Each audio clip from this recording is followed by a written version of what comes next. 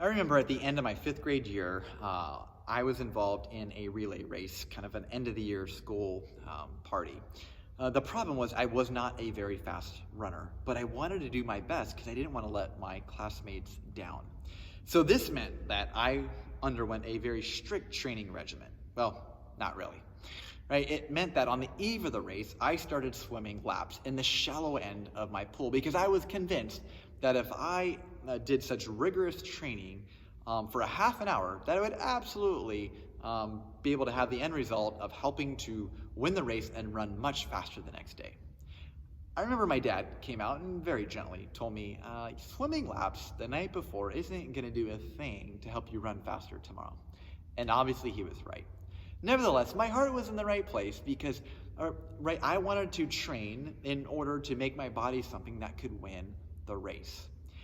And as we conclude chapter 9 today in 1 Corinthians, we're going to see that Paul actually uses the same metaphor of an athlete going into strict training in order to be able to run the race well.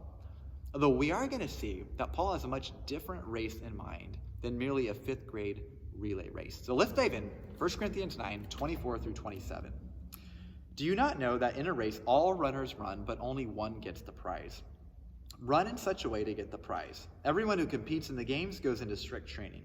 They do it to get a crown that will not last, but we do it to get a crown that will last forever. Therefore, I do not run like someone running aimlessly. I do not fight like a boxer beating the air.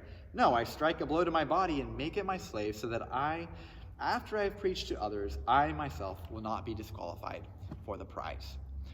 Now, discipline and hard work in the Christian life is not opposed to grace.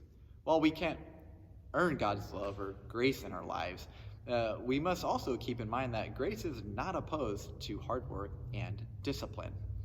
Now, I don't know about you, but I certainly have areas of my life that I am disciplined in, and then I have other areas where I am not disciplined in. So I want you to think of an area, however, that you are disciplined in.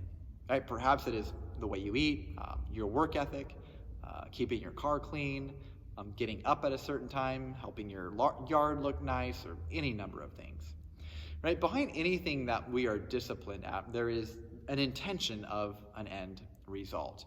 Right? The intention behind the discipline of an athlete is so that they can run faster or lift more. The reality is in life that the end result or the fruit of what we are disciplined at doesn't only benefit us, but others as well. Right? If I discipline my body for a relay race, my teammates benefit. If you are disciplined by getting up early, your kids benefit by starting school on time. Right? If you are a disciplined driver, the people inside your car stay safe. So the question we must ask ourselves is this: are we as disciplined in living out our faith as we are in other aspects of life? Right? Whatever we are disciplined for and strive in life for, those things are temporary. They're good, but they lead to temporary results. But the discipline that we exhibit in our faith journey produces a lasting crown, and others benefit from that discipline.